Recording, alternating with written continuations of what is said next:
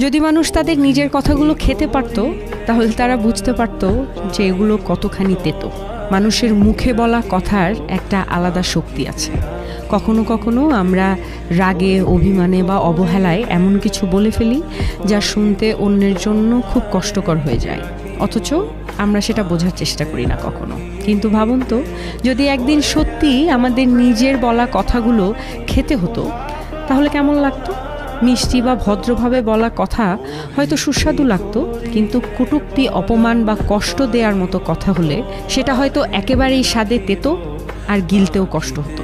তখনই হয়তো আমরা বুঝতাম আমাদের জিভ থেকে বের হওয়া প্রতিটা শব্দের কতটা ওজন আছে, আর তা অন্যের হৃদয়ে কেমন প্রভাব ফেলে। তাই কথার আগে একটু ভেবে বলা জরুরি, কারণ কথার কোনো ওষুধ নেই। একবার বলে ফেললে তা আর ফেরানো যায় না কখনো। নিজের কথাই যদি একদিন নিজের কাছে তিতে হয়ে ওঠে, সেটাই হবে সবচেয়ে বড় অনুশোচনা।